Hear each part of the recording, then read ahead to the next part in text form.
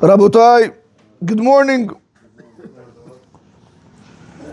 We are continuing in Simon Nun Aleph and Halacha Hey regarding being able to interrupt in between the chapters of the Peskei de Zimra or in the middle of the chapters of Peskei de Zimra. Says the Mishnah Berurah in Sivkat and Yud Bet, he says it in the name of the Magen Avraham. Can we use this halacha today? This that we've been learning to be able to interrupt for your father, for your rabbi, or for somebody else. So he says, "Shekehayom she'en anu regalim lish'ol b'shalom bebeit hakenes beit hatefila." That today we're not accustomed to ask about a person's well-being, how he's doing, in the synagogue at the time of prayer. Therefore, he says, "Chalila lish'ol ol hashiv lo ben aperakim dekri shema v'lo bepesukim de zimra." He says, "Chas v'shalom," to ask about somebody's well-being, or to reply to somebody that asks about your well-being, in between the chapters of the Kriya Shema or the chapters of Pesukei de Zimra. Now, Rabotai, how important is this halakha? The Shulchan Aruch says you are allowed to interrupt. The Magen Avraham, which is a very big acharon, says you're not allowed to interrupt. Now you might ask me, Rabbi, if you're not allowed to interrupt because that's at the halakha, we're going to go to Magen Avraham. So why are we learning the halakha in the Shulchan Aruch? Understand that this is very important. Rabotai, sometimes you have people that they come to shul that they're Amaratzim. The first time in the world they came to shul, they don't know nothing. Now if you know, Michila. Now if you know by you not replying back to them, they're going to get offended. You have to answer them. Let's say, for example, if I'm in between one halakha and the next halakha, and some guy walks in and he tells me, "How are you?" He's going to get up, he's going to walk away. If you know that you have people that are particular about their kavod, you have to answer him. Because that's what the halacha says. When the Magen Avraham says on the bottom that you shouldn't answer, we're speaking about people that already understand that, Rabotai. There's a very big difference when you're working with people that are ignorant versus people that understand halakha. So therefore, if a religious person comes up to you and by you going, they'll understand. But anyone else, Rabotai, you have to use your seichel, you have to use your common sense to be able to go and distinguish when to answer, when not to answer. But yes, Rabotai, one should not speak or answer between the chapters or in the middle of the chapter. What if it's a handshake? Handshake, no problem. Beside the handshake, no problem. Lo achshav.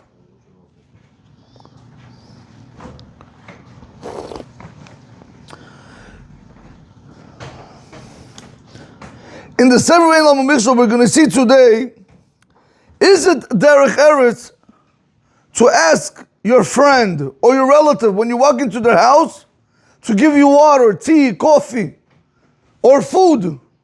Is it derech eretz or not? To ask for it? Yeah, you walk in and you say, Rabbi, can I have a drink? Is that derech eretz? Can I have something to eat?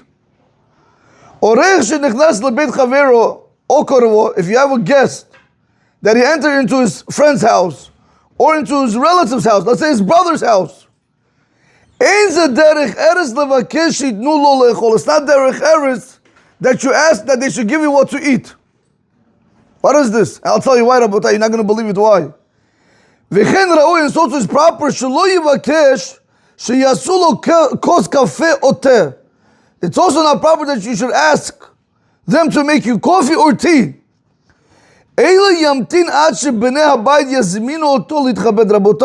Wait until the people of the household, they're going to tell you, nicely, cordially, they're going to tell you, listen, can I get you something to eat? Can I get you something to drink? However, he says that but you are able to ask for water to drink.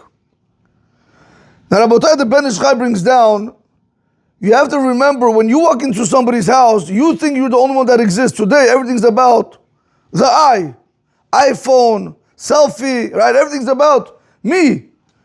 So when you walk in, you don't know Abba, what is the balabait or the balabais, or the woman or the husband or the children. You don't know what they're doing. So you think you're the only one there. So you come, oh, can you make me coffee? But now you're taking them out of what they were doing a second ago, correct? You can't put your burden on somebody else. You can't overexert somebody just because you want something to be done for you now.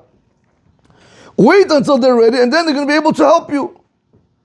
Gabi, but here comes the question. This is the famous question. What about when you walk into your own house, Asher? Ilan mata choshev Ilan. You walk into your house, are you allowed to ask your wife to make, little something, where's the food, where's the coffee, or something? Can you tell your wife, low appetite, but can you ask your wife to make you something? Or that's also wrong? Yeah, okay, in your dreams is there, yeah. Yeah.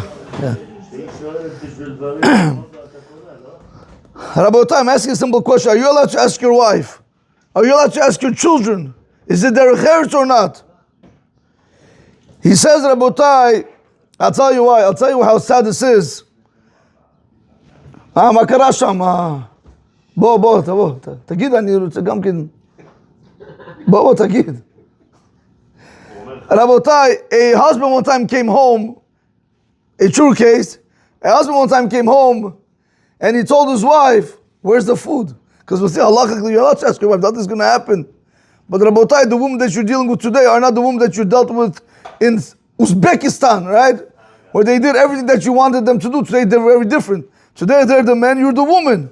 So what did he say? He said, where's the food? You know what she told him? She said to him in Russian, I got to say it first in Russian, she said, У тебя руки ноги есть? Иди возьми, Belin. She said, you have legs and feet, go take it, it's in the kitchen. What, I have to cook the food and plus I have to serve you the food? Wow.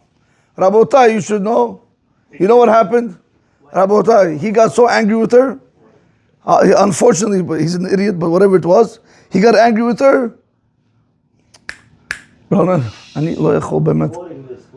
Please, this throws me off, guys. This throws me off.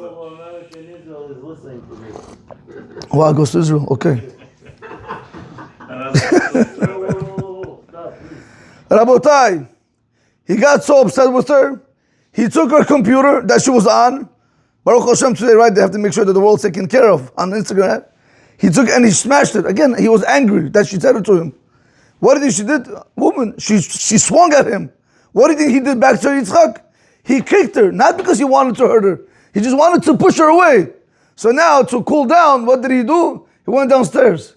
He was sitting in front of his building, whatever, he was downstairs. 3 people come in ties. They say, can you open the door for us? He says, for what? He says, I need this in this apartment. So why are you going to the apartment? He says, what happened? He says, I live there. Oh, you live there? You're under arrest. It was the undercover cops came to take him away, and she put him to jail. Eventually, it got divorced.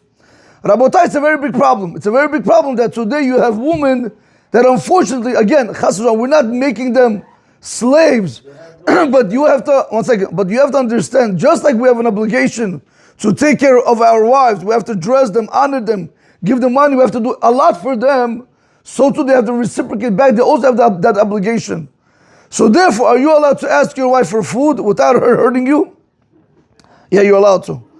Rabotai, he says, Ulam, however, kasher magi adam lebeito, when a person comes to his own house, mutar lo levakesh me bnei habayit, shagishu lefanav leochel o leshtot mashke cham. You're allowed to ask the people of the household, your children, your wife, that they should bring you food or they should bring you something hot to drink. Rabotai, this does not mean that you like their eretz. However, he says over here, do this nicely, do it with honor. Don't say, where's my food? Can you please serve me my food? Is my food ready? When is the food going to be ready? Do I have time to wash up? And so on and so forth.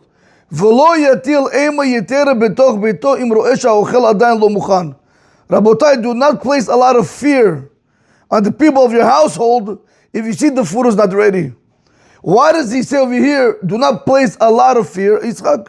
Because the Rambam clearly says that the wife has to be afraid a little bit of the husband. Not a lot, but she has to understand that he is the man and not she, Rabotai. When you are able to live life like that, when she's able to understand that he is the Melech, he is the king, and she is the queen, Rabotai, that's when they're going to have Shalom Bayit. But if she thinks she's the king and he's the queen, that's where, Rabotai, you have problems. Baruch Adonai L'olam, Amen v'Amen. Rabbi Chanan ben Akish Baruch Hu, Lezakot Ezra Leficha Kirba Lahem Torah Umzot